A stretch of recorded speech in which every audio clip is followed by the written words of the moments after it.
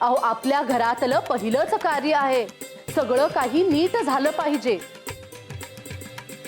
हो हो हो हो सरस्वती, थोडं धीरानं घ्या म्हणतो मी.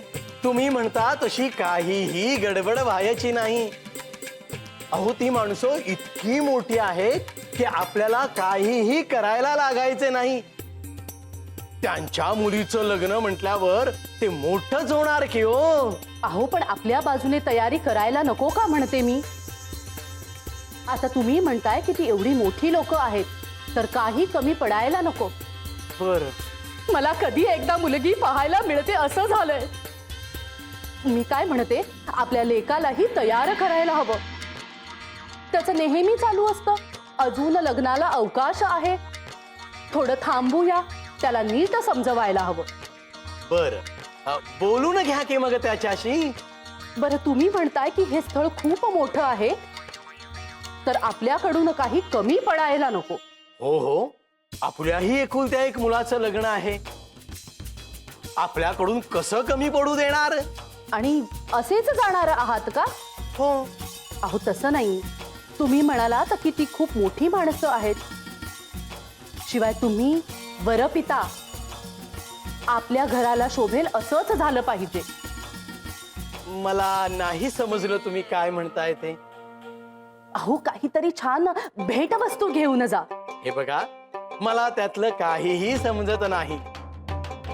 तुम्ही द्याल ती भेटवस्तू घेऊन जाईन मी. चालेल, मीच बघते काय करायचं ते. आलेच मी.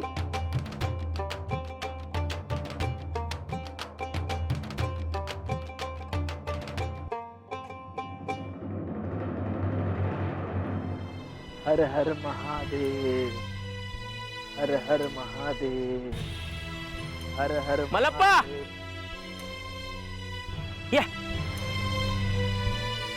राम राम. राम राम. कुठं निघाला हाय एवढ्या उन्हात. कुठं नाही, असाच बाहेर पडलो होतो बघ. असं हाय भाई. बाकी समज बरं आहे ना व. होय, महादेवाच्या कृपेने सगळं काही चांगलं आहे बघ. राग येणार नसेल तर एक बोलू का. बोल की रे महादेव. तुझी अशी अवस्था बघून लय जीव तुटतो बघ. म्या पंचाकबी गेलो होतो तुला काहीतरी मदत कर म्हणून सांगाय, पर पंच हे बघ महादेव, तो जेव्हा मला सल्ले देत होता तेव्हा त्याचं मी ऐकलं असतं तर त्याने मला आता मदतही केली असती बघ. मी त्याचं ऐकलं नाही, त्यात त्याची काय चूक रे महादेव. करता करविता तर तोच आहे, त्याच्या मनात जे असेल तो तेच करेल बघ. आणि जे होतं ते चांगल्यासाठीच होतं बघ महादेव. खरं हाय. ठेविले आनंदी तैसेची राहावे, चित्त असू द्यावे समाधानी.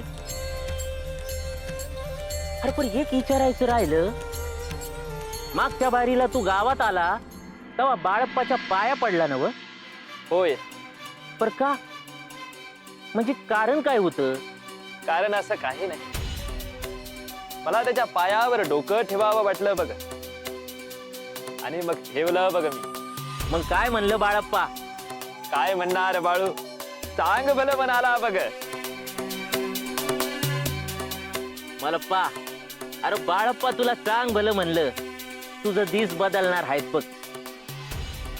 अरे ह्या कपाळावरल्या भंडाऱ्यावानी पिवळं सोनं होणार आहे तुझ्या जन्माचं. आणि म्या हे समज का म्हणतो हाय हे तुला ठावच असेल. होय, बाळूवर माझा विश्वास आहे बघ, म्हणूनच मी निश्चिंत आहे बघ महादू.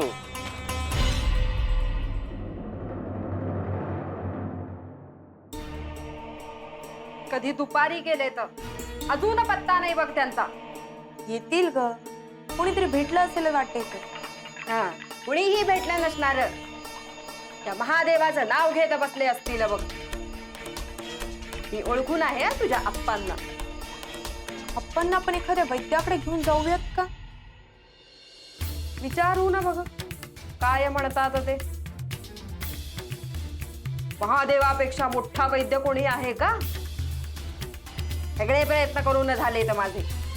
अगं मग महादेव त्यांच्या इच्छा का पूर्ण करत नाही, ऐकत का नाही त्यांचं. इच्छा असेल तर पूर्ण होईल ना. आहे त्यातच समाधानी आहे तर बघ तुझे आप्पा. अप्पांच्या ह्याच वागण्यामुळे कधी कधी असं वाटतं बघ, घर सोडून जावं म्हणून. होय, समजू शकते ग.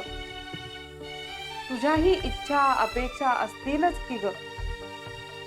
आम्ही काही करू शकलो नाही बघा आजपर्यंत तुझ्यासाठी. तू स्वतःला दोष नको देऊस. हे सगळं अप्पांमुळे आणि त्यांच्या त्या महादेवामुळे झाले आहे बघ. जाऊ दे. रोज रोज तेच किती वेळा उगाळायचं म्हणते मी.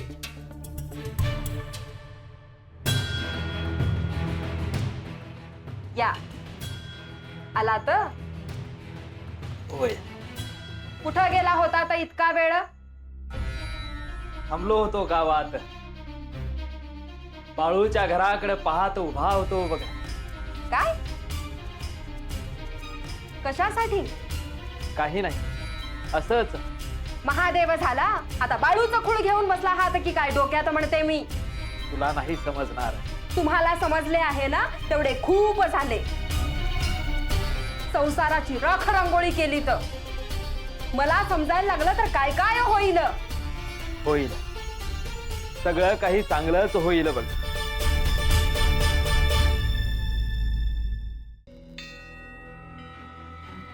मल्लप्पा, काळजी करू नकस. तुझ्या भक्तीचं पुण्य तुझ्या पाठीशी हाय. त्याचं फळ तुला मिळेल. येणारा पाडवा तुझ्या आयुष्यात सुखाची पहाट घेऊन येईल. तुझ्या घरात खायला अन्नाचा कण नसला तरी तुझ्या घरातनं पंच पक्वान खाऊन कोणीतरी तृप्त होईल. शंकर तुझ्या दारातनं माघारी जाईल. मी स्वतः तुझ्या दारात येईन. सांग भलं.